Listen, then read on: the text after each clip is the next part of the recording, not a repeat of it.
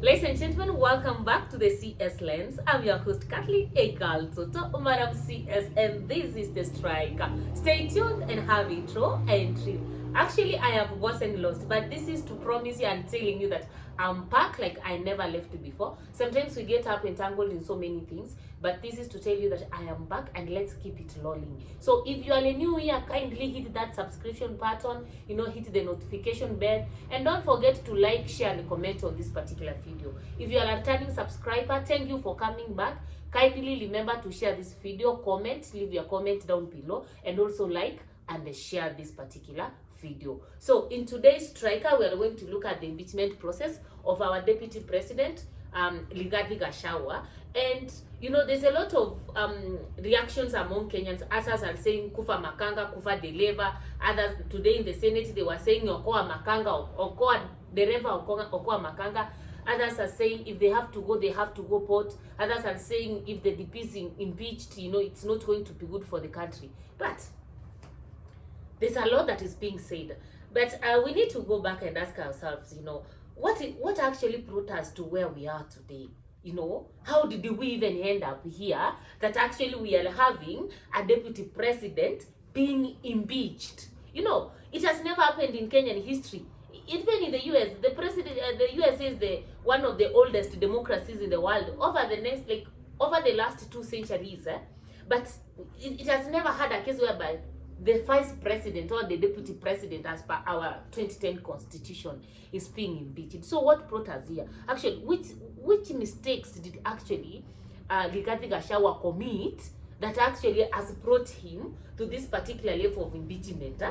Because of course there are 11 petitions or 11 accounts of mistakes that have been put forward in the motion, but we need to ask ourselves, is this a political impeachment or it is a legal impeachment? So from where I stand, I see this one as purely a political process as opposed to a legal process. And I'm meant to understand even the lawyers who are outside there. Me, I'm not a lawyer. You can be able to tell us whether what you see right now is actually a political process or a legal process. I think it's more of a legal process that has only been ice coated with some legal claudia. So and I'm saying this because of the following reasons. I meant you to understand, yes, that there's a very big problem, a very big one actually, between President Ruto and the deputy Rigathi Gachagwa. And this problem has nothing to do with corruption. It has nothing to do with the conduct of the deputy or the conduct of the president. It has, I think, everything to do with lack of political agreement in terms of how they play their political cards, And I want to take you back. We all started, it was very comfortable when the deputy president used to stand and lecture the opposition leader. The Kenya Kwanza MPs could club, and out of that we got this notion that our deputy president is a truthful man. And he ran with that motto, that is a truthful man, and we saw him lecturing the opposition leader everywhere. He was always very strong and very, very pronounced when it came to protecting the Kenya Kwanza government. And many times we heard him say, he has put a lot of traps in State House. There will be no serikali of nusu mkate. There will be no, bringing the opposition into the government. This is a government that he fought for to have them elected, etc.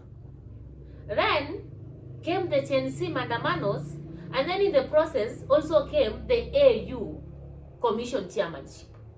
And from nowhere, we started seeing the Kenya Kwanza government, including its MPs now, supporting the Right Honorable Raila Amolo Odinga for that particular position. So, in one way or another, we started seeing some kind of, loosened, ties, the traps started reducing as far as the traps that Rigathi Gachagwa had put instead of started reducing. Because all of a sudden now we have the person whom they always consider as a political enemy, being supported by his spouse for the AU chairmanship. And we said nationalism takes presidency over any other political issue that we have in the country. So we ran with it, Baba for AU. Then came the Gen Z Mandamano. And I think where this actually problem started, before even the Gen Z Mandamano, it's at this particular point when, you know, the president started showing signs that he can now work with the opposition. You know, I meant to understand people are human beings, and you know, Rigathi Gachagwa has been putting all these traps, and he's been going out telling people that there would be no Serikali of Nusu Mkate will not have the opposition in the government.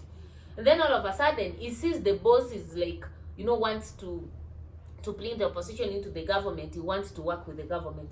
I think that is where the problem we have today as far as impeachment is concerned started.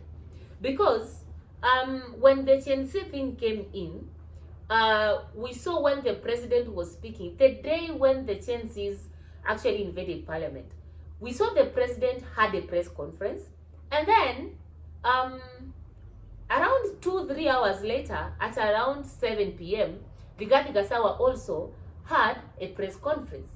That's not the problem, because I'm meant to understand there is no law in this particular country which prohibits the deputy president from having a presser after the post has had a presser. I think it's only like social respect, or you know, that social standing, that and the social construction of authority that can maybe speak to somebody and tell him, you know, your post has spoken, you're not supposed to speak out of that. But legally, I don't think that our constitution says that the deputy president should not talk after the president has spoken. So the president speaks and condemns Gen Z protests, calls the Gen Zs the thugs, the terrorists, and he says how the government is ready to deal with them to combat the situation. Then the deputy president comes out 2-3 hours later and kind of sympathizes with the Gen Zs, and then even starts now blaming the NIS pose as having failed the government in terms of giving intelligence information in terms of whether the Gen Zs could actually invade parliament. If you are very careful, actually, the speech that the deputy president gave then contradicted the speech that the president gave. So that could have shown Kenyans at that particular time that actually there was a problem. So that was the first red flag, that actually these people are not reading from the same book. I think from where I stand, if actually they were reading on the same book, the two could have come together, because that was a national problem that they had, and they are the two top leaders.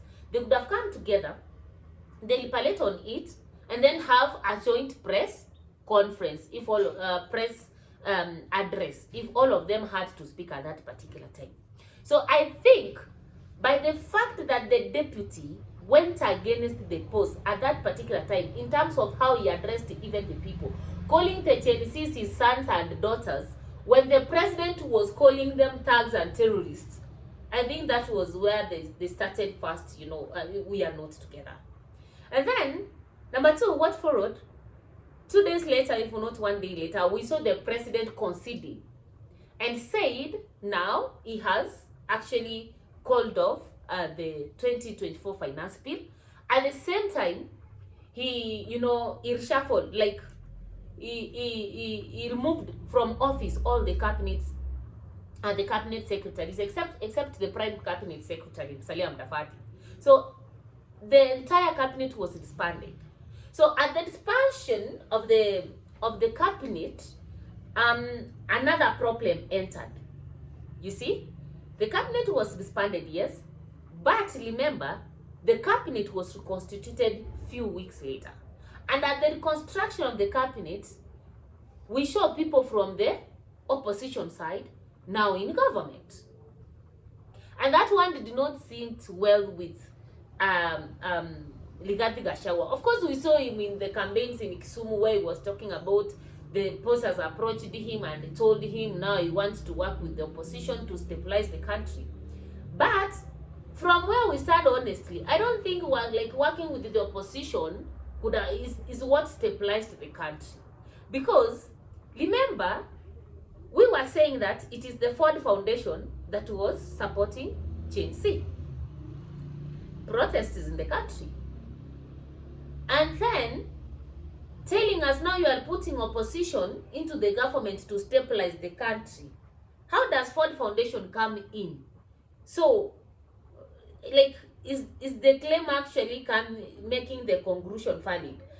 If it is Ford Foundation that was supporting the Gen Zs, and then you tell your deputy it is, I have to bring the opposition into the government to stabilize the country. So indirectly, actually, you are telling us it is the opposition which was funding Gen Z. I'm trying to think loudly. But anyway, Rigathi Gachagwa was convinced that the opposition has to come into government, and we do what? And we stabilize the country.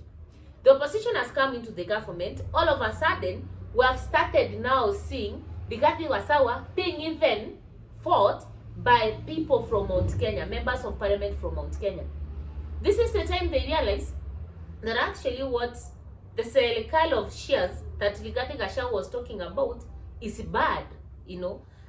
Now they are reminding us that Rigathi Gachagwa is always talking about the mountain and not anywhere else. So what I'm trying to say here is actually the problem we have right now is a result of Rigathi Gachagwa's value and the usefulness in the Kenya Kwanza government actually coming to an end. It's no longer valuable. It was there. It was very important at the electioneering time, but as at the moment, maybe because it doesn't support the political moves and the political cards of his boss, is no longer that important, and therefore he has to move and pave way. In any case, these members of parliament have told us that actually they never wanted Rigathi Gachagwa as the DP right from the beginning. Rigathi Gachagwa was President Ruto's choice. The Professor Kithure Kindiki was the people's choice. So literally here, Rigathi Gachagwa does not have anybody to support him, because the only person who can be able to actually take Rigathi Gachagwa out of the mess that he is in right now, it is the boss. But the silence from the boss is also too loud. Perhaps he's also wondering what's happening. Perhaps he doesn't know where to start because this thing has gone too far.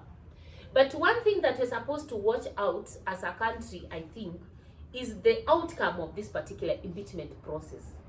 Not on Rigathi Gachagwa himself, but what impact could it have in this particular country. So this is a video I will do shortly about what could be the political outcome of this particular impeachment process in the country.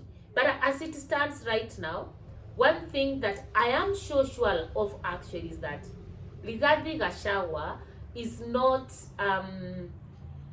like he has done the worst in this country than some other politicians. No. The thing is that his usefulness has expired because it does not sing into the tune of the master. And because of that, maybe the Senate will, the Senate will save him, or it will not save him. But now, he's sick.